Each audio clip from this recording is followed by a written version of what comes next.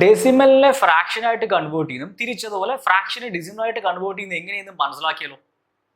ദശാംശ സംഖ്യയിൽ നിന്ന് നമ്മൾ ഭിന്നസംഖ്യയാക്കുന്നത്, അതുപോലെ ഭിന്നസംഖ്യയിൽ നിന്ന് ദശാംശം ഉണ്ടാകുന്നത് എങ്ങനെ, ഇത് നമ്മൾ കണ്ടു.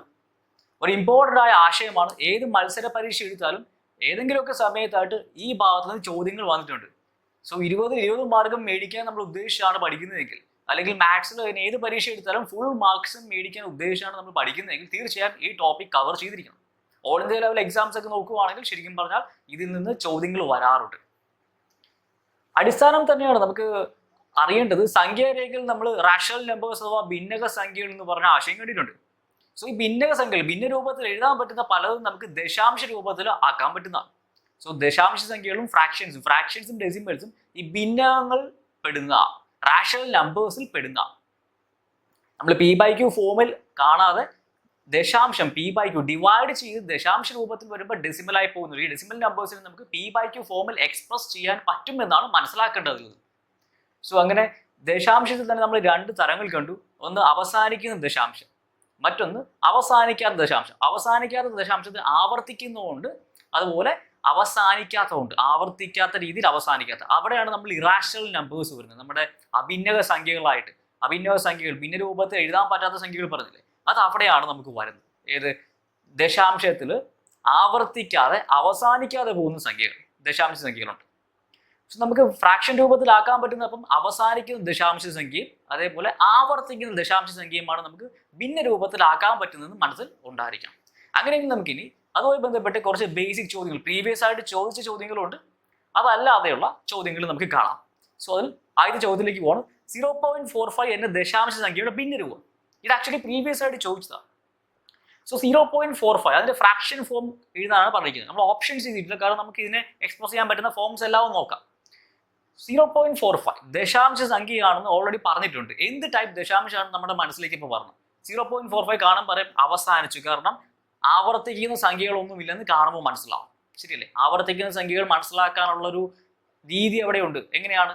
സാധാരണ ഒന്നെങ്കിൽ ഇങ്ങനെ ഡോട്ട് ഇട്ടിരിക്കും, അല്ലെങ്കിൽ ആവർത്തിച്ച് എഴുതിക്കണം, അല്ലെങ്കിൽ വേറെ ഒരു സാധനം കൊണ്ട് ഇങ്ങനെ ബാർ വരയ്ക്കും. അതിലേക്ക് നമ്മൾ വരുന്നുണ്ടാവും. ഇപ്പൊ നമ്മൾ കാണുന്നത് അവസാനിക്കുന്ന ദശാംശ സംഖ്യ ഭിന്ന രൂപത്തിലാക്കും.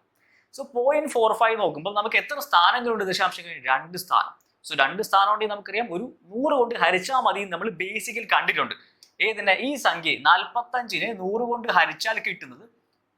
സോ 10 10ന്റെ പവേഴ്സോ ഒക്കെ വരുമ്പോൾ, അല്ലെങ്കിൽ 10ന്റെ ഘടകങ്ങളും കൂടെ ഉണ്ടാവുന്ന കണ്ടിട്ടുണ്ട്. നമുക്ക് ഈ പറഞ്ഞ പോലെ ദശാംശ സംഖ്യകൾ വരാൻ സാധ്യതയുണ്ട്. പൂർണ്ണമായിട്ടും ഹരിക്കാൻ പറ്റാത്തതാണ്, നിശേഷം ഹരിക്കാൻ പറ്റാത്തതാണ്. അതിൻ്റെ അർത്ഥം 100ന്റെ മൾട്ടിപ്പിൾ അല്ല 45, ശരിയല്ലേ? അതുകൊണ്ട് നമുക്ക് ദശാംശം വന്നു. സോ ഇതിനെയാണ് നമ്മൾ 0.45 2 സ്ഥാനം മാറ്റി കുത്തിട്ടു. ഇനി ഇതൊരു ഭിന്ന രൂപം.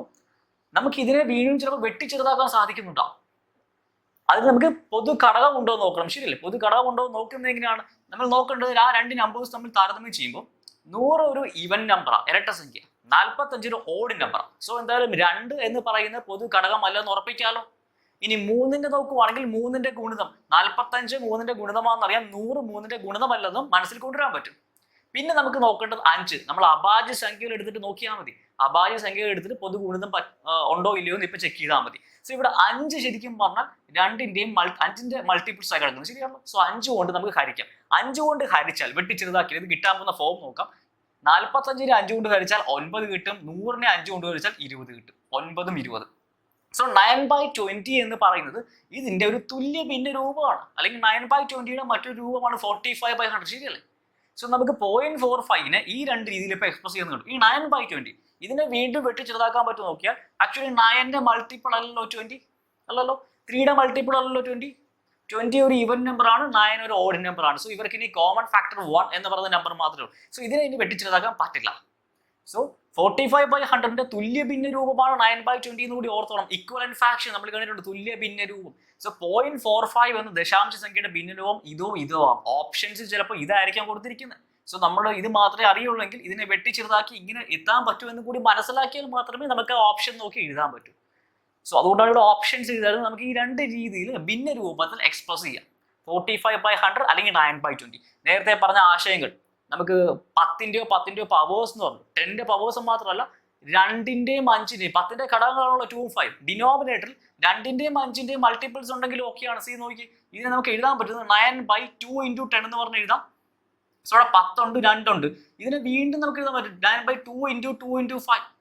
സോ ഇതിന് ആക്ച്വലി 9/2² × 5 ഇങ്ങനെ പല രീതിയിൽ എക്സ്പ്രസ് ചെയ്യാൻ പറ്റും. ജസ്റ്റ് 20യെ നമ്മൾ അതിന്റെ അഭാജ്യ സംഖ്യകളുടെ ഗുണിതമായിട്ട് എഴുതി. അത് നമ്മൾ കണ്ടിട്ടുണ്ട്, ഡിവിസിബിലിറ്റി റൂൾസ് പഠിക്കുമ്പോൾ നമ്മൾ കണ്ടിട്ടുള്ളതാണ്.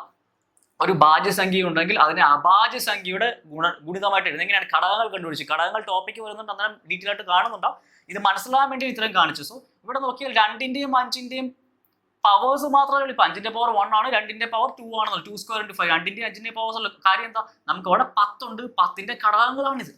സോ 10 10ന്റെ പവേഴ്സ് അല്ലെങ്കിൽ 10ന്റെ ഘടകങ്ങളായ 2 അല്ലെങ്കിൽ 5 ഇത് മാത്രമായിട്ട് ഡിനോമിനേറ്ററിൽ ഛേദത്തിൽ അവശേഷിക്കുമ്പോൾ അതിന്റെ മൾട്ടിപ്പിൾ അല്ല മോളിലുള്ളതെങ്കിൽ നമുക്ക് അവസാനിക്കുന്ന ദശാംശം കിട്ടും. നമ്മൾ അവസാനിക്കുന്ന ദശാംശ സംഖ്യ കണ്ടപ്പോൾ ഈ ആശയം പറഞ്ഞിട്ടുണ്ട്. വീണ്ടും ഒന്നും പറഞ്ഞു. എന്തെങ്കിലും ഡൗട്ട് ഉണ്ടെങ്കിൽ വീണ്ടും ആ വീഡിയോ റെഫർ ചെയ്യുക, ഇമ്പോർട്ടൻ്റ് ആണ്. സോ നമ്മുടെ ആൻസർ ഇതല്ലെങ്കിൽ ഇത് രണ്ടിൽ ഏത് വേണമെങ്കിലും നമുക്ക് എഴുതാം. ഓപ്ഷൻസിൽ രണ്ടും കൂടി ഉണ്ടാവത്തില്ല, ഏതെങ്കിലും ഒന്നേ ഉണ്ടോ. രണ്ടും കൂടി ഉണ്ടെങ്കിൽ 2 ഓപ്ഷനും ശരി എന്നുള്ള ഒരു ഇത് കൂടി നമുക്ക് തിരഞ്ഞെടുക്കാനുണ്ടാവും. സോ 45/100 ഉണ്ട്, ഇല്ലെങ്കിൽ ഇതിനെ വെട്ടിച്ചതായിട്ട് 9/20. സംശയം ഉണ്ടെങ്കിൽ ഡിവൈഡ് ചെയ്ത് നോക്കിയോ, ഇത് തന്നെ കിട്ടുന്നുണ്ടാവും. ഓക്കെ ആണല്ലോ. സോ ഫസ്റ്റ് ക്വസ്റ്റ്യൻ ഇത് പ്രീവിയസ് ആയിട്ട് ചോദിച്ച ചോദ്യമാണ്. എനിക്കൊന്ന് 10th സ്റ്റാൻഡേർഡ് ലെവലിൽ ചോദിച്ച ചോദ്യമാണെന്ന് തോന്നുന്നു. സോ നെക്സ്റ്റ് ചോദ്യത്തിലേക്ക് പോവാം. 15 + 2/10 + 3/100 ദശാംശ രൂപം. Express 15 + 2/10 + 3/100 as A decimal. So നമുക്ക് ഒരു ഫ്രാക്ഷനും അല്ലെങ്കിൽ നമ്പേഴ്സിന്റെ അഡീഷൻ തന്നിട്ടുണ്ട്, അതിനെ നമ്മൾ ദശാംശമാക്കണം. സോ ഇത് ഈസി ആയിട്ട് ആൻസർ പറയാൻ പറ്റും. 15.23 എന്നൊരു, പക്ഷേ ആശയം ശരിക്കും മനസ്സിലായ ആൾക്കാരെ സംബന്ധിച്ച് കാണുമ്പോൾ പറയാൻ പറ്റും. അതെങ്ങനെ വന്നു ചോദിച്ചാൽ ഇത് ആക്ച്വലി നമ്മുടെ പ്ലേസ് വാല്യൂ, ഡെസിമലിലെ പ്ലേസ് വാല്യൂ എല്ലാം കൂടി കണക്ട് ചെയ്യാൻ പറ്റുന്ന. നോക്കിയോ നമ്മളെങ്ങനെ ചെയ്യുന്നതെന്ന്. 15 ഉണ്ട്, അതിലൂടെ കൂട്ടുണ്ട് 2/10 എന്ന് വെച്ചാൽ നമ്മൾ LCMത്തിലേക്കൊന്നും പോകണ്ട. നമുക്ക് കാണുമ്പോൾ ഇപ്പോൾ ഇത് LCM എടുക്കണമല്ലോ എന്നൊക്കെ തോന്നും. LCM എടുത്തും ചെയ്യാം, അല്ലാണ്ട് നമുക്ക് ഈസി ആയിട്ട് ചെയ്യാം. 2/10 0.2 എന്ന് പറഞ്ഞ് കാണാൻ പറ്റില്ലേ, 3/100 0.03 എന്ന് പറഞ്ഞ് കാണാൻ പറ്റില്ലേ. കാര്യം എന്താ, 2 സ്ഥാനം മാറ്റി കുത്തിടണം, ഇവിടെ 1 സ്ഥാനം മാറ്റി കുത്തിടണം, ഇവിടെ ഒന്നുമില്ല, ഡെസിമൽ ഒന്നുമില്ല. ഇത് കൂട്ടാൻ പറ്റില്ലേ. നമ്മൾ ഡെസിമൽസിൽ അഡീഷൻ പഠിച്ചിട്ടുള്ളൂ. 15 + 0.2 + 0.03 എങ്ങനെ കൂട്ടുന്നത്, 15 എഴുതും, 0.2 0.03 കൂട്ടിയ 3 2 15.23. ഇതല്ലേ നമ്മൾ ആദ്യം പറഞ്ഞ ആൻസർ. So answer 15.23. ഇത്രേ ചെയ്യാനുള്ളൂ. ഇനി ഇതിനെ വേറെ ഇത് ചെയ്യാൻ പറ്റുന്നത് ഈ പറഞ്ഞ പോലെ ഡിനോമിനേറ്റേഴ്സ് നോക്കി, സോ ഡിനോമിനേറ്റേഴ്സ് തുല്യമാക്കുന്നു, അങ്ങനെയും ചെയ്യാം. സോ ഇവിടെ നോക്കിയാൽ 100 ഉണ്ട്, ഇവിടെ 10 ഉണ്ട്, ഇവിടെ ഡിനോമിനേറ്റർ 1 ഉണ്ട്. സോ LCM 1 ഉം 10 ഉം 100 അതിന്റെ LCM ഈസി ആയിട്ട് മനസ്സിൽ കൊണ്ടുവരാൻ പറ്റും. 100 ആണ്, അല്ലാണ്ട് ചെയ്ത് നോക്കേണ്ട ആവശ്യമില്ല. ശരിയല്ലേ, 10ന്റെ മൾട്ടിപ്പിൾ ആണ് 100, 1ന്റെ മൾട്ടിപ്പിൾ 100 ഉണ്ട്. സോ 100 ആണ് LCM എങ്കിൽ ഇവിടെ 100 കൊണ്ട് ഗുണിച്ചാൽ 1500 വരും. ശരിയാണല്ലോ, കാരണം എന്താ, താഴെ നമുക്ക് 100 വരണമെങ്കിൽ ഇവിടെ 1 ഉണ്ട്, അവിടെ 100 കൊണ്ട് ഗുണിച്ചാലേ നമുക്ക് 100 താഴെ വരുള്ളൂ. അതുകൊണ്ട് മുകളിലും 100 കൊണ്ട് ഗുണിച്ചു, പ്ലസ് ഇവിടെ 10 കൊണ്ട് ഗുണിച്ചാൽ പോരെ. അപ്പൊ ഇവിടെയും 10 കൊണ്ട് ഗുണിച്ചു, 20/100 പ്ലസ് ഇവിടെ ഓൾറെഡി 100 ഉണ്ട്. സോ ഒന്നും ഗുണിക്കേണ്ട ആവശ്യമില്ല, 3/100 അതുപോലെ ഇടുക. ഇത് കൂട്ടിയാൽ 1500 20 1520 പ്ലസ് 3 1523/100 എന്ന് വരും. സോ 100 കൊണ്ട് ഹരിക്കുമ്പോൾ എന്ത് സംഭവിക്കും, 2 സ്ഥാനം മാറ്റി കൂട്ടും, 15.23. സോ LCM എടുത്ത് ചെയ്താലും സെയിം ആൻസർ വരും. പല രീതിയിൽ നമുക്കൊരു ചോദ്യത്തിനെ അപ്രോച്ച് ചെയ്യാമെന്ന് മനസ്സിലാകും. സോ നമ്മൾ ഇടയ്ക്കിടയ്ക്ക് പറയാറുള്ളതാണ്, ആശയമാണ് നമ്മൾ മനസ്സിലാക്കേണ്ടത്. രീതികൾ പലതുണ്ടാവും. അതിൻ്റെ ഒരു ഉദാഹരണം കൂടിയാണ് ഈ ചോദ്യം. ശരിക്കും ഇത് പ്ലേസ് വാല്യൂ ആയിട്ട് കണക്ട് ചെയ്യാം. പ്ലേസ് വാല്യൂ ആയിട്ട് കണക്ട് ചെയ്യുമ്പോഴാണ് നമ്മൾ നേരിട്ട് ആൻസർ 15.23 നമുക്ക് പറയാൻ പറ്റുന്നത്. അതല്ലാന്നുണ്ടെങ്കിൽ 2/10 0.2 3/100 0.03 ഇതും പ്ലേസ് വാല്യൂ വെച്ച് കണക്ട് ചെയ്യുന്നതാണ്. ഇതെല്ലാം കൂടെ കൂട്ടുന്നതാണ് പറഞ്ഞിരിക്കുന്നത്. ഇനി അതുമല്ല, ഇങ്ങനെ ഒന്നും കാണാൻ പറ്റിയില്ലെങ്കിൽ LCM എടുത്തും ചെയ്യാം. ഏത് ചെയ്താലും ആൻസർ ഒന്ന് കിട്ടും, സെയിം തന്നെ കിട്ടുള്ളൂ, 15.23. നമുക്ക് ഏതാണോ ഏറ്റവും എളുപ്പം, ശരിക്കും ഏറ്റവും എളുപ്പം കണ്ടു തന്നെ ആൻസർ എഴുതുന്നതല്ലേ. ആ രീതിയിലേക്ക് നമ്മൾ പ്രാക്ടീസ് ചെയ്യാൻ തുടങ്ങിക്കഴിഞ്ഞാൽ നമുക്ക് ടൈം മാനേജ്മെന്റ്, ഷോർട്ട് ട്രിക്ക് എന്ന് പറയുന്നത് എപ്പോഴും ടൈം മാനേജ്മെന്റ് ആണെന്ന് ഓർത്തോണം. ടൈം മാനേജ്മെന്റ് പറഞ്ഞെങ്കിൽ ആശയമായിരിക്കും ഷോർട്ട് ട്രിക്ക് എന്ന് എപ്പോഴും മനസ്സിലുണ്ടാവണം. ഏറ്റവും ആദ്യമേ നമ്മൾ സംസാരിച്ചിട്ടുണ്ട്, ആശയമായിരിക്കും പലതും ഷോർട്ട് ട്രിക്ക്. സോ ഇവിടുത്തെ ഷോർട്ട് ട്രിക്ക് ഇങ്ങനെ ആൻസർ എഴുതുന്നത് നമ്മുടെ ആശയത്തിൽ നിന്നാണ്. സോ ആശയം ക്ലിയർ ആക്കുക, രീതി ഏത് വേണമെങ്കിലും ഫോളോ ചെയ്യാം, ആൻസർ സെയിം കിട്ടുള്ളൂ. So answer 15.23. ഇതും പ്രീവിയസ് ആയിട്ട് ചോദിച്ച ഒരു ചോദ്യമാണ്.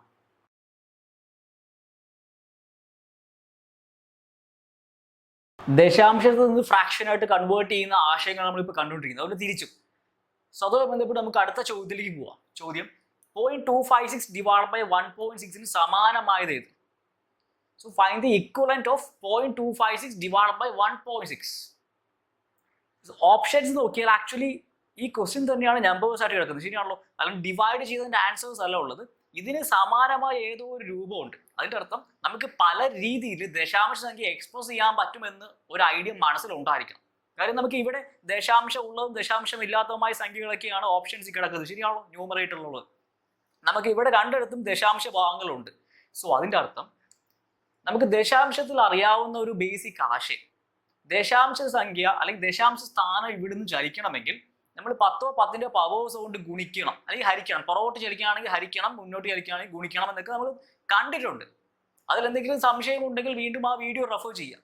സോ ഇവിടെ നമുക്ക് അറിയേണ്ട കാര്യം, നമ്മൾ ഫസ്റ്റ് ഓപ്ഷൻ എടുത്താൽ 0.256 എന്നുള്ളത് 2.56 എന്നാണ്, ശരിയാണല്ലോ. പിന്നെ ഒരു ആശയം, നമ്മൾ ന്യൂമറേറ്ററിൽ എന്തെങ്കിലും ഓപ്പറേഷൻ ചെയ്താൽ അത് ഫ്രാക്ഷന്റെ കേസ് ആണെങ്കിൽ ഡിനോമിനേറ്ററിലും അതേ ഓപ്പറേഷൻ ചെയ്യണം എന്ന് പറഞ്ഞാൽ ന്യൂമറേറ്ററിൽ എന്തെങ്കിലും ഗുണിച്ചാൽ ഡിനോമിനേറ്ററിലും ഗുണിക്കണം. തിരിച്ചും ഭാഗമാണ്, ഡിനോമിനേറ്ററിലാണ് നമ്മൾ എന്തെങ്കിലും ഗുണിക്കാൻ ഉദ്ദേശിക്കുന്നത്, അത് ന്യൂമറേറ്ററിലും ഗുണിച്ചോളാം. സോ ഇവിടെ നോക്കുകയാണെങ്കിൽ ഈ പോയിന്റ് ഇങ്ങോട്ട് മാറാനായിട്ട് എന്ത് ചെയ്യേണ്ടി വരും? നമ്മൾ ആ പോയിന്റ് അങ്ങോട്ട് മാറാൻ ഒരു 10 കൊണ്ട് ഗുണിച്ചാൽ പോരെ?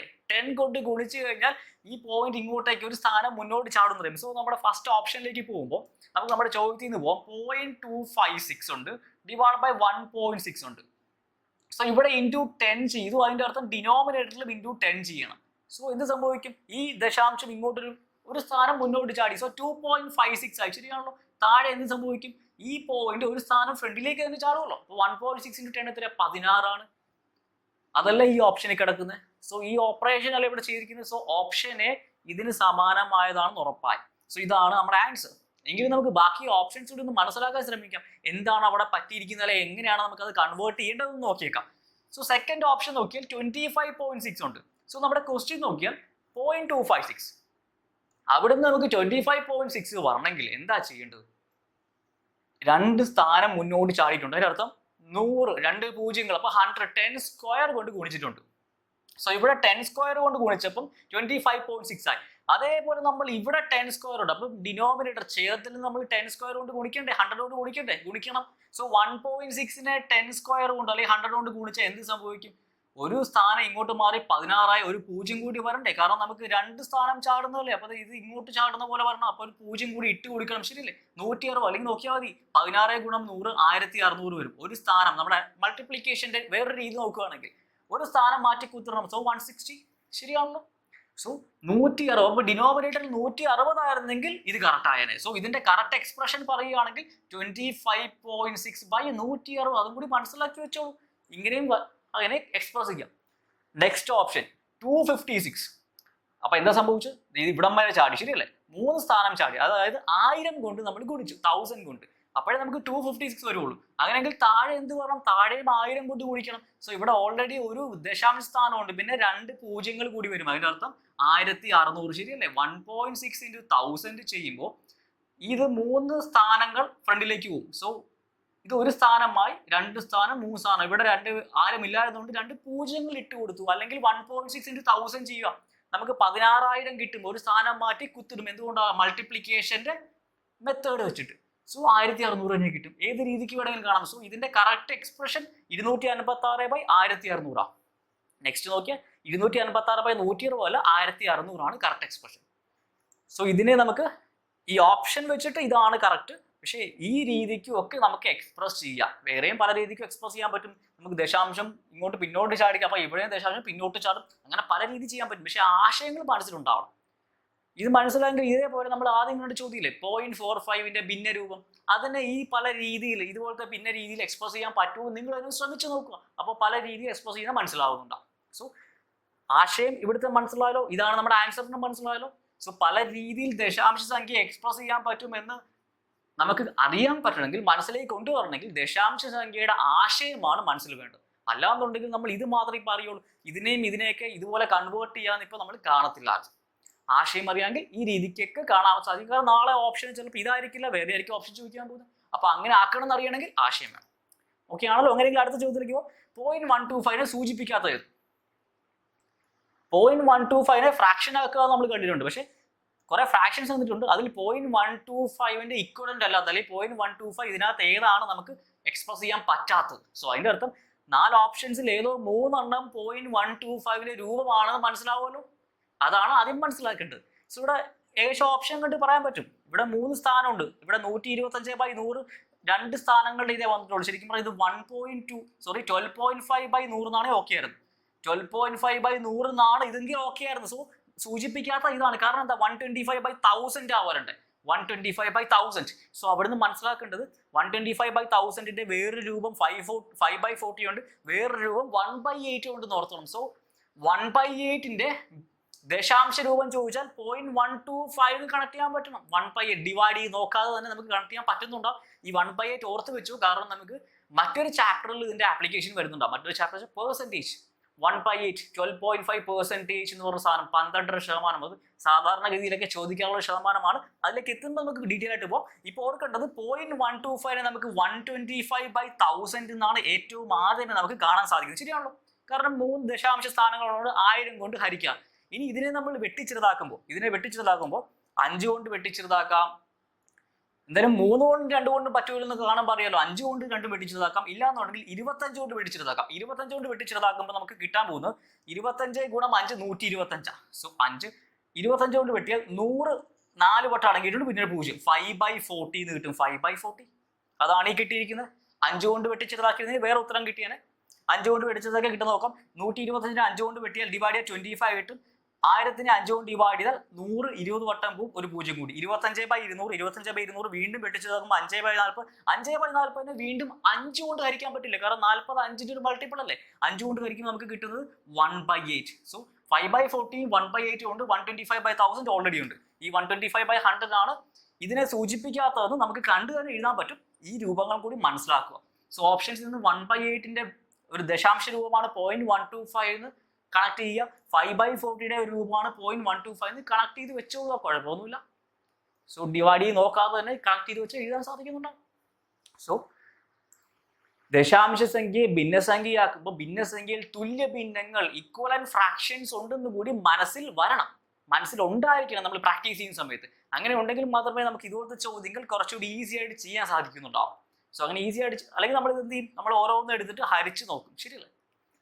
അതിന് പകരം ആശയം കണക്ട് ചെയ്യാൻ സാധിച്ചാൽ നമുക്ക് ഈ പറഞ്ഞ ഓപ്ഷൻസ് കാണുമ്പോൾ തന്നെ ചില സമയങ്ങളിൽ ഉത്തരങ്ങൾ എഴുതാൻ സാധിക്കുന്നുണ്ടാവും.